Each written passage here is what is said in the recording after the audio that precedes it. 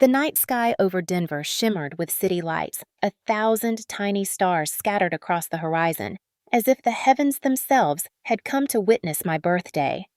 I was 28, dressed in a crimson gown that hugged me perfectly, its satin folds catching the golden glow of rooftop heaters. The rooftop bar was elegant, perched high above downtown with glass panels reflecting the skyline. Candles flickered on polished wooden tables, the sound of glasses clinking mixing with bursts of laughter from my friends. For a moment, I let myself believe this would be the night everything changed. A night where family, the very people who had always made me feel like an outsider, might finally see me as someone worthy of pride. Guests drifted around with cocktails in hand, complimenting my dress and congratulating me on my new promotion. Jasmine, my closest friend, hugged me tight and whispered in my ear that I looked stunning. Terrence, my colleague, teased that he was ready to capture the moment with his phone, insisting he would stream a piece of the party for fun. His laughter was warm, genuine, and exactly what I needed. Yet out of the corner of my eye, I kept glancing toward the elevator, waiting for the two people whose presence mattered more than I wanted to admit. My mother Evelyn and my sister Lydia. When they finally appeared 40 minutes late, the energy around me shifted like a gust of cold wind cutting through the warmth. My mother wore her usual expression of weary resignation, as if simply attending had been a burden. Beside her walked Lydia, draped in white, a deliberate choice that screamed provocation. White at someone else's birthday party, white against my red. She looked every bit the angel she pretended to be online, her face framed by loose curls, lips curved in a smile that did not touch her eyes. I forced myself to smile to greet them, to believe for a second that they had come in peace. For the first half hour, Lydia kept her barbs subtle. Little comments meant to sting but not to kill. She complimented my dress with a tone so sharp it sliced through the air. She teased that I was always trying too hard. My mother sipped her wine occasionally, sighing at the extravagance of the event. I told myself to ignore it, to focus on the friends who had traveled across the city to celebrate me. I told myself to breathe. It happened faster than I could have imagined. During the cutting of the cake, when my friends lifted their glasses and toasted to my future, Lydia leaned close.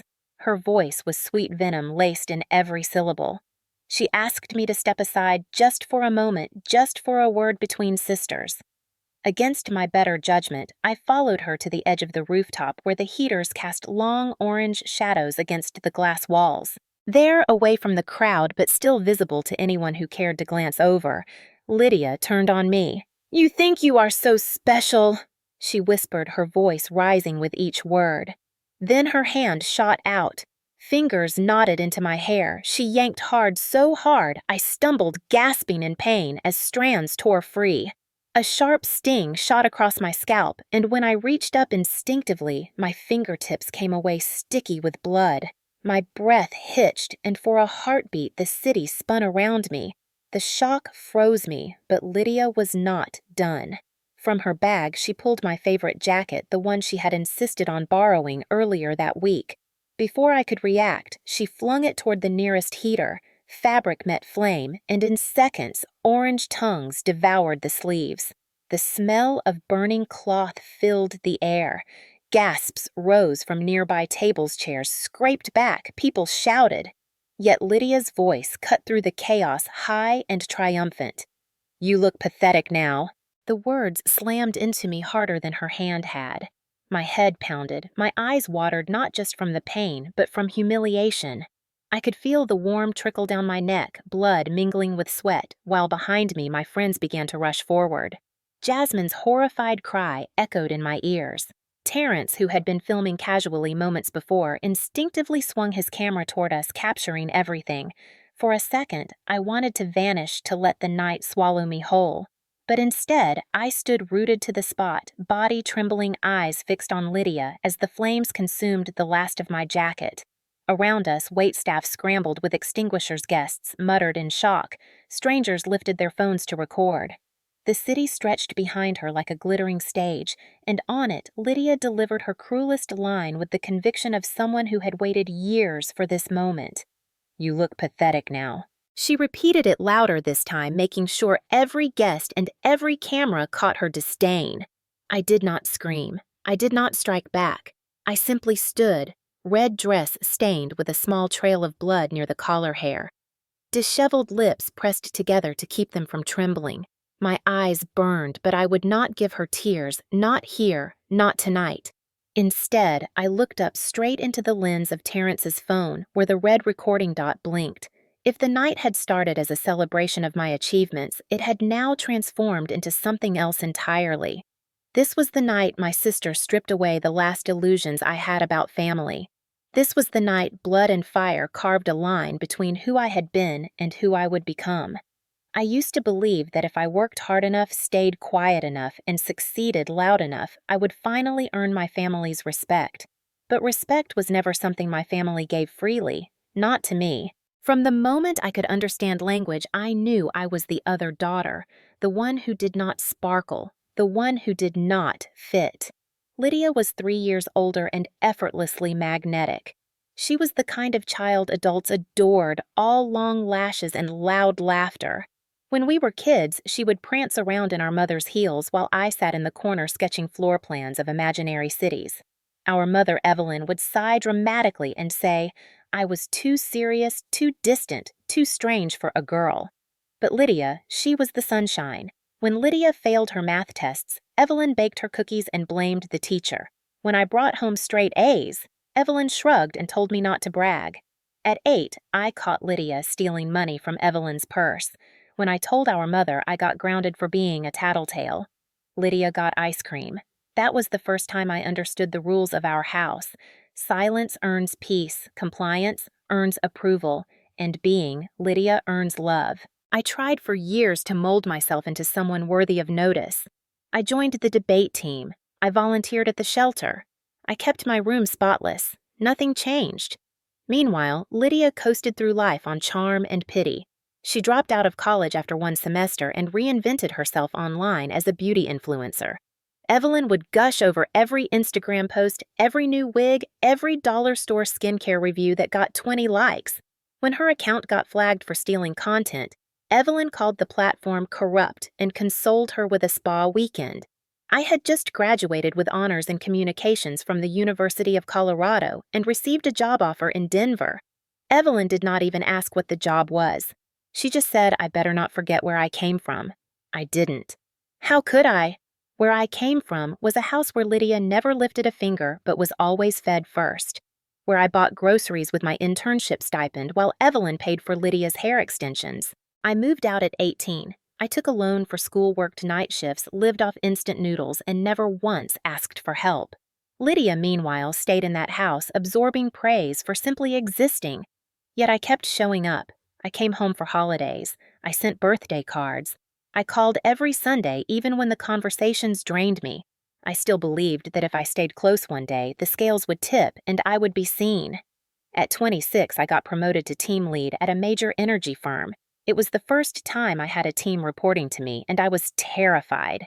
I called Evelyn to share the news. She barely responded before launching into how Lydia's latest live stream had hit 5,000 views. At 27, I became Director of Internal Communications. It was the youngest promotion in the company's history. My name was printed in the Denver Business Journal. I emailed the article to Evelyn. She never replied. But a week later, she forwarded me Lydia's new eyelash business link with a note that said, "Your sister is really doing something special." I laughed. Then I cried. Then I put on a smile the next time we talked because I had learned the hard way that my victories made them uncomfortable. It was easier to downplay them than to hope for a reaction that would never come. I spent that year furnishing my first apartment. I picked soft leather chairs, brass lamps, bookshelves filled with everything from branding theory to Audre Lorde. I created a space that felt like mine, safe, separate. But birthdays had always been soft spots. They made me nostalgic, hopeful, foolish. So when I turned 28 and found myself newly promoted, surrounded by supportive coworkers and real friends, I made a decision. I would throw a celebration, a real one, and I would invite them. Maybe if they saw what I had built, maybe if they stepped into my world and saw the people who valued me, something would shift. Maybe they would see me. That fragile maybe was enough. I spent weeks planning, not out of vanity, but out of a deep ache to be known. I chose a rooftop bar with panoramic views of Denver. I worked with the chef on a custom menu. I sent handwritten invitations, and I included one for Evelyn and Lydia. I even prepaid a rideshare credit so they would have no excuse not to come. Jasmine asked if I was sure. She had seen enough over the years to understand the pattern, but I smiled and said this time felt different. I had built a life worth sharing. Surely they would see that. Surely they would be proud. I should have known better. But hope is a stubborn thing, especially when it is built on the rubble of what you wish family could be. The night before the party, I barely slept. I kept going over the guest list, the layout, the playlist. Jasmine teased me gently that I was treating it like a royal wedding, but she understood. This wasn't just a birthday, it was a declaration. I wanted the people who mattered to be there. I wanted my mother and sister to see that I wasn't the failure they quietly cast me as, that I had built something solid and warm from the pieces they never helped me hold. The rooftop was exactly as I imagined it. String lights wrapped around the railings, casting a golden glow across the tables. The chef, a friend of Terrence's, had crafted a beautiful spread of miniature lamb sliders, fig crostini, and champagne mimosas. The sky was that rich purplish blue that comes just before sunset, and Denver looked like a painting in the background. Guests started arriving early. My friends from work brought flowers. Old college classmates came with cards and stories. Even my landlord came by to say congratulations. Jasmine handled the music. Terrence managed the live stream station. He had insisted on documenting the evening for my personal archives, which was his sneaky way of making sure I finally had photos of myself smiling. As more people arrived, I found myself checking my phone every 10 minutes. No texts from Evelyn, no word from Lydia. I reminded myself they might just be late. Traffic, wardrobe change, some excuse that would make the delay make sense. At 7:45 p.m., 45 minutes past the start, a rideshare pulled up and I saw them step out. Lydia in a white sequin dress, long blonde hair curled to perfection.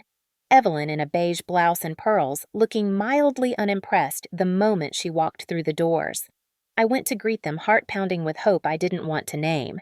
Evelyn kissed my cheek and said it's very fancy. Lydia just raised an eyebrow and said, "Red dress, bold choice." I laughed politely, trying to keep the peace. Jasmine came over to offer them drinks, and Evelyn responded with, "Do you have anything less sweet? These look like toothaches in a glass." I winced but didn't push back. I showed them the seating area, pointed out the photo wall, introduced them to a few of my friends. Every few minutes, Evelyn would lean over and whisper some comment like, "Your playlist is a bit loud," or "That centerpiece is lopsided." Lydia wandered the rooftop like a critic snapping selfies, but refusing to tag me in any of them. Still, I clung to the hope that by the end of the night, something would break through, that I would say something, or do something, or simply be enough in that space to shift the air between us. I had even added a small speech segment just before the cake cutting. Not a grand toast, just a thank you, a few words about community and growth and how far I had come. I planned to say something simple like, "Tonight means a lot to me because for the first time in my life, I feel surrounded by love I didn't have to beg for." I never got to say those words. When it was time to gather near the cake, Terrence handed me the mic. I looked around, smiling at familiar faces, my eyes lingering on Evelyn and Lydia as they stood just behind the front row. But before I could begin, Lydia interrupted with a laugh. "Remember that time you dropped your birthday cake in 5th grade?" she said loudly, "and cried for like an hour. Mom had to mop frosting off the dog." People chuckled awkwardly. I smiled tightly. "Not quite how I planned to start," I said, trying to recover. But she pushed on. "She was always dramatic about birthdays," Lydia added. "Once she threw a fit because I wore the same color dress as her. Classic Rachel!" Evelyn chimed in with a chuckle. "You've always had a flair for theatrics." The mic in my hand felt heavy. I forced a small laugh, trying to move on. "Well, I guess I've always been memorable." That got a better laugh from the crowd, and I used the moment to pivot. I thanked everyone for coming. I acknowledged the love in the room, but as I spoke, I saw Lydia roll her eyes. Evelyn checked her watch. The applause at the end was warm, but their silence was louder. After the cake was served, Jasmine whispered, "Do you want me to ask them to leave?" I shook my head. Not yet, I said. Maybe they just need time. I still believed that even as Evelyn ignored my thank you and Lydia wandered toward the bar, maybe they just needed time. Maybe I did too. The tension simmered under the rooftop's warm lights like a pressure cooker just waiting to hiss. I walked back toward the bar where Lydia stood with a glass of Prosecco, texting with one hand and sipping with the other. "You doing okay?" I asked, trying to sound casual. She glanced at me like I was a stranger. "Peachy," she said flatly. Evelyn hovered nearby, commenting to a woman I barely knew, "Rachel's always liked making a fuss. You should have seen her high school graduation party. Thought it was the Met Gala." I pretended not to hear. Jasmine shot me a concerned look. I gave her the slightest shake of the head. Not yet. I still believed I could fix the mood. I refilled my drink, stepped into small groups of guests to thank them for coming. But no matter how I moved through the crowd, I felt their eyes on me. Evelyn's cool detachment. Lydia's thin smile curling whenever someone complimented me. I overheard her telling a coworker of mine, "She's good at organizing things. Always has been. Used to color code her Barbies. Obsessive, really." The coworker laughed awkwardly and nodded. I clenched my jaw.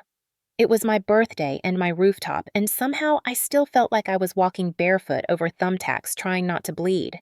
The moment that really lodged itself in my chest came around 9:15, just after the first round of cake was passed. I had stepped away to thank the kitchen staff when I heard my name followed by forced laughter. I turned to see Lydia holding court in the center of a circle. She cried over a missing hairbrush once Lydia said, eyes sparkling with glee. And Mom had to tell her she wasn't going bald. You know how vain she's always been. I stepped forward, smiled tight, and said, Okay, enough of the embarrassing stories. Let's keep the night light." Lydia turned to me and purred, "I'm just giving them the full Rachel experience." "Don't be so sensitive," Evelyn added. She never did handle teasing well. My cheeks burned. I looked around at my guests, some laughing nervously, some avoiding eye contact. Jasmine stepped beside me, her hand brushing my elbow, grounding me. "Do you want me to say something?" she whispered. "No," I replied too quickly. "It's fine." But it wasn't fine. It hadn't been fine since they arrived. And still, I clung to the idea that if I just absorbed it, if I stayed gracious and light and forgiving, I could turn it around. So I invited them to take pictures near the flower wall. Lydia refused. Evelyn looked at her watch again. Terrence asked if I wanted to do another short live stream moment for those who couldn't make it. I agreed, hoping it might redirect the energy. As the camera rolled, I thanked everyone online for the birthday wishes. I smiled and said, "Here's to 28, to doing things on your terms." Lydia off camera muttered loudly, "God, she's so performative." Terrence caught it on audio. I saw his eyebrows raise, but he didn't stop filming. I wrapped it quickly, cheeks still burning. "We're live," he whispered afterward. "It's all on the feed." I nodded. Save it. I didn't even know why yet. I just knew something inside me had shifted, like a hairline crack forming in glass just before it shatters. Evelyn and Lydia sat by themselves for most of the night, barely engaging unless someone approached them directly. When Jasmine tried to introduce Lydia to a local reporter who wanted to feature women leaders under 30, Lydia said, "Oh, I'm not in business. I actually have taste." It was a direct dig. Jasmine said later it took everything in her not to throw her wine in Lydia's face. I was glad she didn't. There was still hope, I told myself. Still a chance to end the night peacefully. When the DJ transitioned to a mellow jazz set and most guests had begun saying their goodbyes, I saw Lydia standing alone near the edge of the rooftop looking out at the skyline. For one brief second, I thought she looked human. Vulnerable, even. I walked over and said, "Thanks for coming, even if the whole thing's a bit much." She turned to me and smirked. "You do love being the center of attention." I replied, "I wanted to share something with people who matter." She scoffed. "You think any of these people really care about you? They're here for the free drinks and the rooftop views." That's it. I felt my hands tremble slightly. "And what are you here for, Lydia?" I asked. Her eyes narrowed. "To remind you that no matter how much you climb, you're still the same pathetic little girl under it all." I didn't respond. I just looked at her and for the first time felt something harden. I turned and walked away without a word. As I rejoined Jasmine and Terrence, Lydia whispered behind me, "You can dress up a mess, but it's still a mess." I kept walking, but I felt something changing in the air, and soon I would understand why.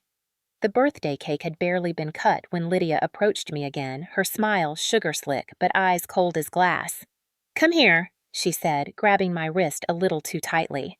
"Let's have a sister moment." I hesitated, glanced toward Jasmine, who gave me a questioning look, but I followed Lydia toward the side of the rooftop where the patio thinned into a narrow overlook. The string lights didn't quite reach this far, casting shadows across the brick. "What is it?" "Lydia," I asked cautiously. "You want to slap me with another childhood story? Maybe the time I cried when you shredded my prom dress." She tilted her head and said, "That was an accident. You should really let things go." I turned to walk back, but in one fluid motion, she grabbed a fistful of my hair and yanked so hard I stumbled back with a choked cry. Pain exploded at the base of my skull as I reached up to grab her wrist, but she pushed me away. "Still think you're so polished," she hissed. I could feel warmth trickling down my neck blood. "What the hell is wrong with you?" I cried, stepping back trembling. But she wasn't done. From behind her back, she pulled out my crimson velvet jacket, the one I had let her borrow earlier that evening when she said she felt cold. "You like this thing?" she said, raising an eyebrow. Before I could respond, she hurled it onto the propane space heater beside us. In seconds, flames roared to life, devouring the fabric. The fire crackled violently and someone nearby screamed. "Oh my God, fire a guest!" yelled. The rooftop erupted into chaos. People ran for water, others fumbled with their phones. A server tried to douse the flames with a nearby pitcher of water, but it barely made a dent. Terrence, who had been setting up a final shot of the skyline for the after-party video, turned his phone and caught it all on camera. Rachel Morgan standing shocked and bleeding as her sister watched the fire. She started with no remorse. Lydia didn't flinch. She stepped back from the blaze, brushed imaginary lint off her white dress, and turned to face the crowd gathering around the edges. "You look pathetic now," she said loud and clear, eyes boring into mine. Gasps rippled across the rooftop. Jasmine rushed toward me, arms extended. "Are you okay? You're bleeding." Evelyn's voice cut through the crowd like a blade. "Rachel, what did you say to her? You always provoke your sister." I couldn't believe what I was hearing. "She assaulted me," I shouted, voice shaking. She set my jacket on fire, but Evelyn just shook her head, clicking her tongue. "Always so dramatic. This is exactly why family events are so difficult with you." Lydia took a sip of champagne like nothing had happened. Smiling at the spectacle, the fire was finally extinguished, leaving a charred mess and the acrid scent of burned velvet in the air. I stood frozen, head throbbing my scalp, stinging blood drying into my collar. No one moved to help. Except Jasmine and Terrence. Jasmine pulled tissues from her purse and dabbed at my neck, gently whispering, "We need to leave. Now." Terrence kept recording not with cruelty, but with purpose. "You okay if I keep this on file?" he asked. "This needs to be documented." I nodded once, silent. I looked around at the guests. Most were murmuring to each other, glancing at their watches, pretending not to have seen everything clearly. The mood had collapsed. My party was over. As I turned to leave, Evelyn grabbed my wrist, not hard, but firm enough to make me stop. "You ruined your own night, Rachel," she said. "Next time, don't try so hard to impress people. Maybe you'll keep your sister's temper in check." I stared at her stunned. Her voice had no edge of concern, no hint of maternal instinct, only disappointment, as if I had failed a test. I shook her hand off. "She attacked me." "You saw it. Everyone saw it." Evelyn raised her brows and looked around dramatically. "All I saw was you screaming and your jacket catching fire. No one's pressing charges over some hair pulling and a singed coat." Lydia chimed in with a syrupy voice. I was just trying to lighten the mood. "It's not my fault Rachel's so sensitive." My hands balled into fists at my sides. The pain in my scalp was nothing compared to the fire building in my chest. Jasmine stepped between us and said sharply, "Let's go. You're not staying here another minute." I allowed her to guide me toward the elevator, Terrence following behind. As the doors closed, I turned to look at Lydia one last time. She smiled and blew a mock kiss. I didn't say a word. but in my mind, something clicked, something final. They had crossed a line that couldn't be undone. I had spent my whole life hoping for their approval, their affection, their humanity. But now I understood the truth. This was never about love. It was about control, and tonight they'd lose it for good. The elevator doors closed with a soft chime, sealing me away from the chaos that had erupted just moments before. I stood in the corner, my hand pressed against the cold metal wall, trying to steady my breathing. Blood still trickled down the back of my neck, staining the collar of my dress. My scalp burned from where Lydia had yanked my hair, and my heart pounded as if trying to escape my chest. Jasmine stood beside me, her hand resting gently on my arm, but I could feel the space between us widening. I couldn't look at her. I couldn't look at anyone. All I could see was Lydia's smug smile as she watched me burn, literally. "We need to go to the hospital," Jasmine said, her voice low and calm, trying to mask the anger I knew she was holding back. "No," I replied sharply. "I'm fine. I'm not going to let them have the satisfaction of seeing me broken." I sounded more confident than I felt. The truth was, I didn't know what to do next. My entire life, I had sought their approval, begged for it in silence, buried my feelings under layers of politeness, and hoped that one day, one miracle would make them love me. But what happened tonight shattered that illusion. I was nothing more than a tool to them, a punching bag to be used when they needed to feel better about themselves. The elevator descended too slowly. I couldn't wait to get out of the building, away from their judgment, their cruelty. I could hear the muffled laughter and whispers from the other side of the walls, but I couldn't bring myself to face it. The doors opened and we walked out into the lobby. Terrence was still filming his camera, capturing every moment. "Are you sure you're okay?" he asked, his voice laced with concern. I nodded, though I felt anything but. "I will be," I said, swallowing hard. But the reality of what had just happened was settling in like a heavy stone in my stomach. I had spent my whole life pretending, masking the hurt and the resentment, hoping that they would finally recognize me. But no more. I couldn't do it anymore. "What now?" Jasmine asked, stepping closer. I didn't answer immediately. Instead, I glanced back at the elevator doors, half expecting Lydia and Evelyn to come rushing out, blaming me for ruining everything. I could already hear their voices in my head. "You always take things too seriously, Rachel. You can't handle a little joke. You embarrassed us, not the other way around." And somewhere in the depths of it all, I heard a voice I hadn't listened to in years. "This is not okay. This is not your fault. It's time to stop pretending." I turned to Jasmine and Terrence. "I'm done. I'm done being their punching bag, done hoping for something that will never come. I've spent too long trying to make them proud, trying to win their affection. And look where it's gotten me." I paused, taking a deep breath. I need to take control. I need to stop letting them drag me through the mud, because I deserve better than that. Jasmine nodded, her eyes soft but firm. "You do. You deserve so much more, Rachel." Terrence lowered his camera, his expression unreadable. "This is your story now," he said quietly. "No one can write it for you." The weight of his words hit me harder than I expected. I had always let my family write my story for me, letting their words, their actions shape who I was. But now I could see it clearly. The narrative they had created for me wasn't my own. It was theirs. And it was a lie. A lie I had been living for far too long. As I walked out of the building, the cool Denver night air hit my face, and I felt something shift inside me. The weight on my shoulders seemed a little lighter, the anger in my chest burning a little brighter. I had a choice now, and I wasn't going to let anyone steal that from me. I was done being the one to apologize. I was done being the one to take the blame. I was done being the one to suffer in silence. "What's next?" Jasmine asked again, her voice hopeful, like she was waiting for me to make a decision. I took another deep breath and looked ahead. "Next," I said, my voice steady now, I fight back. The following days felt like a blur, a whirlwind of decisions I never thought I'd have to make. I spent hours on the phone with my lawyer, gathering every shred of evidence I could find. Terrence had sent me the video he recorded on his phone, and though it was shaky in places, it was clear enough to show Lydia's violent outburst, my bloodied scalp, and the destruction of my jacket. I couldn't deny it anymore. Lydia had crossed a line, and I wasn't going to let her get away with it. The night of my birthday had been the final straw.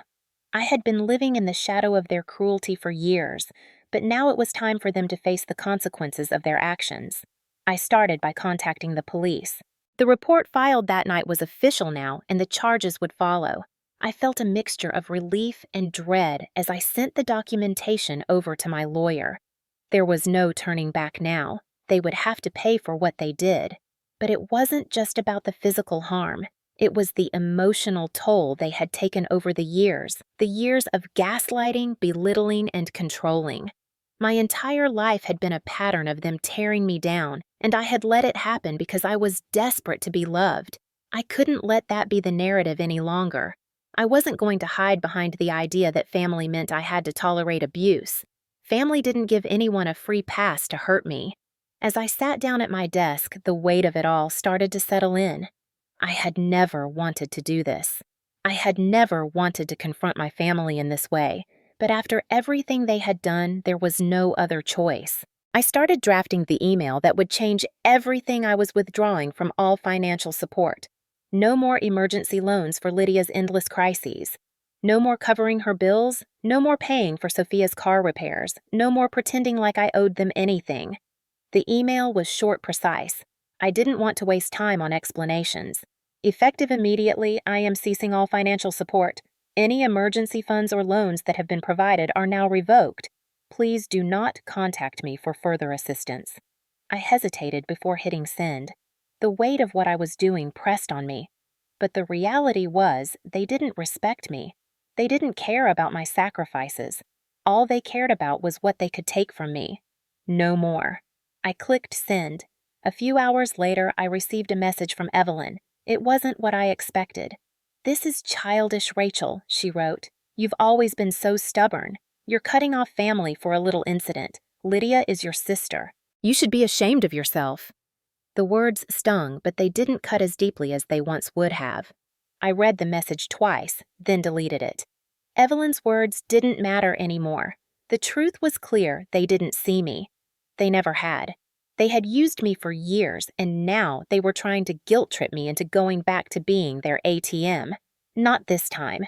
I called my financial advisor next, explaining the situation.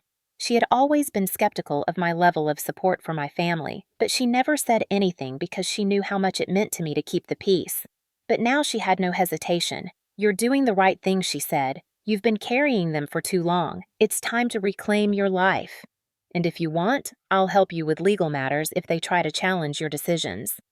I was grateful for her support. It wasn't easy, but it felt like a weight was lifting from my shoulders. For the first time in a long time, I wasn't holding myself hostage to their expectations. It was a small victory, but a significant one. The following day, I walked into my office and straight into a meeting with Terrence and Jasmine. They had set it up to discuss the next steps. The video of Lydia's attack had gone viral, and I was finally ready to take action. Terrence was prepared to assist in sharing the video to a wider audience, highlighting the truth of what had happened. Jasmine, who had become my fierce advocate through the entire process, was ready to step in with legal advice to ensure I was covered. "This isn't about revenge," Jasmine said, leaning forward. "This is about standing up for yourself and making sure this doesn't happen to you or anyone else ever again."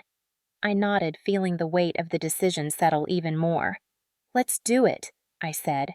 The next few days were a blur of meetings with lawyers gathering additional evidence and strategizing how best to expose Lydia and Evelyn. But the more I thought about it, the more clear it became this was the only way forward. I was no longer the girl who sat silently and let her family walk all over her. This was the beginning of taking my power back. On the day we decided to go public, I posted the video to my social media with a brief caption: "This is what family really looks like." I didn't expect the response it garnered.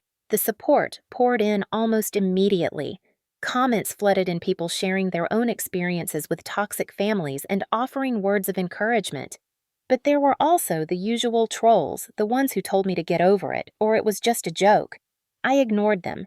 For every person who told me to forgive and forget, there were 10 others who praised me for standing up for myself. I had never felt so empowered. And for the first time in my life, I could feel the weight of the past lifting off my shoulders.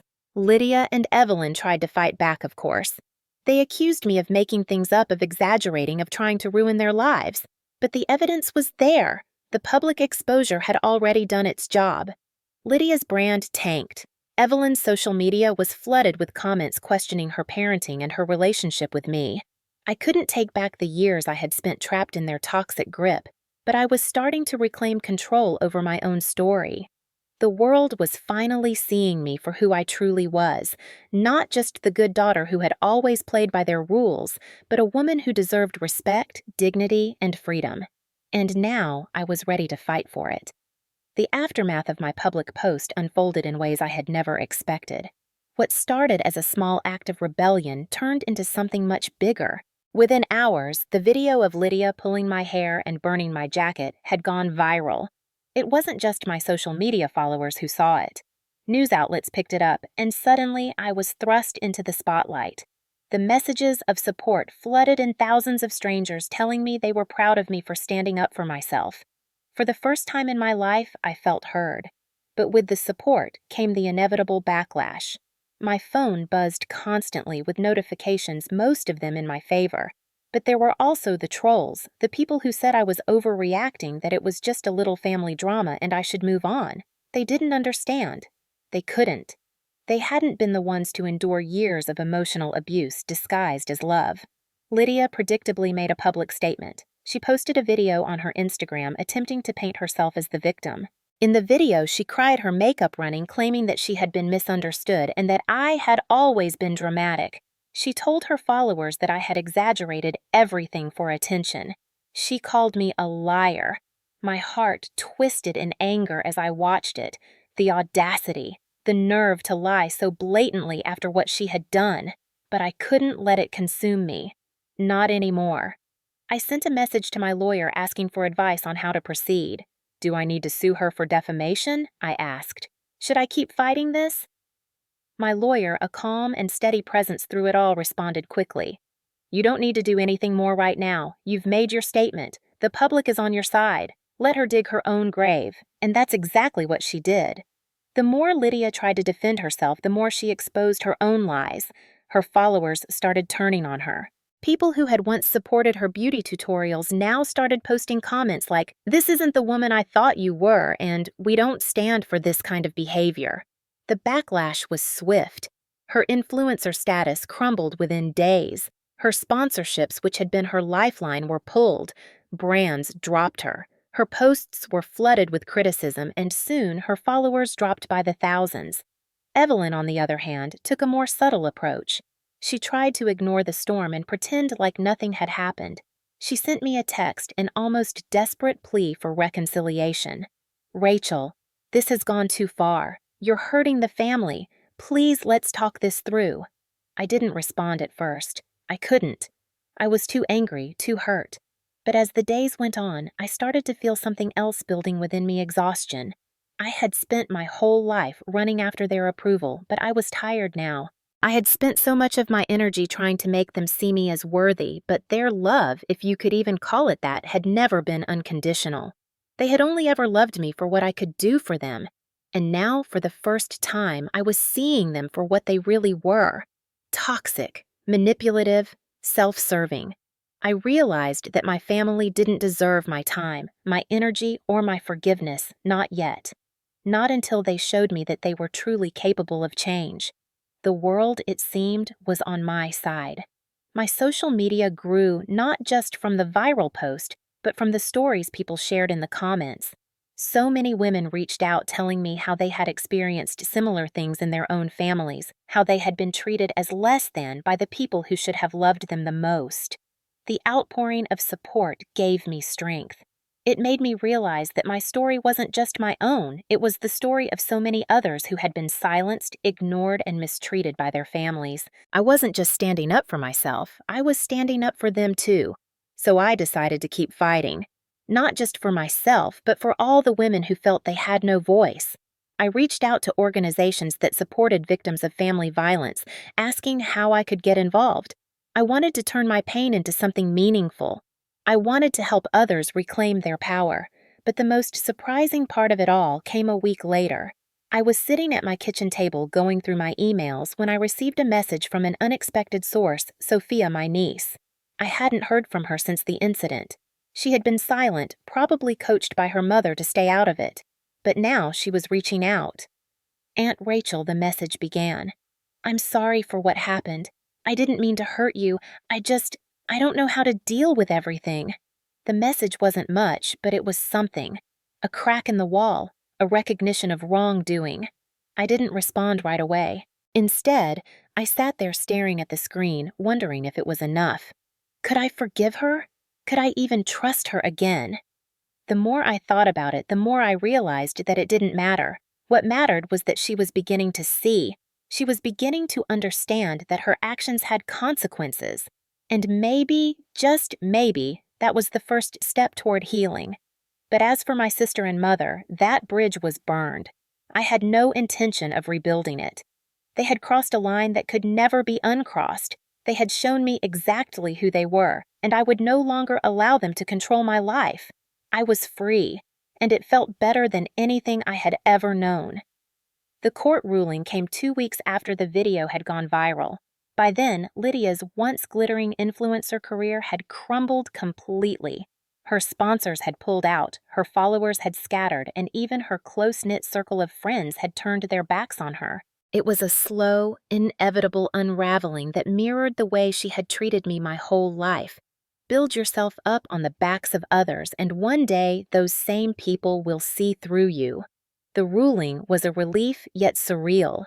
Lydia was forbidden from coming within 500 feet of me for the next 5 years. She was also ordered to pay $5,000 in damages for the destruction of my jacket and emotional distress. It wasn't about the money. It was about the principle. For the first time in my life, someone who had always been above reproach had been held accountable for their actions. I couldn't stop smiling when I read the decision. The pressure that had built up for years, the years of swallowing my anger and my hurt, had been released in a single moment. It was a victory, but not a complete one. The phone call from Evelyn came the next day. Her voice was thick with tears, but I didn't let that sway me. Rachel, she pleaded, I'm your mother. How could you let this go this far? You're punishing your sister over a little misunderstanding. Please reconsider. I'm begging you. I stood silent for a moment, the coldness of the moment sinking in. This was my mother asking me to back down to undo the one decision I had ever made that was for myself. No, I said, my voice steady. I'm not punishing her. I'm holding her accountable. You should try it too, Mom.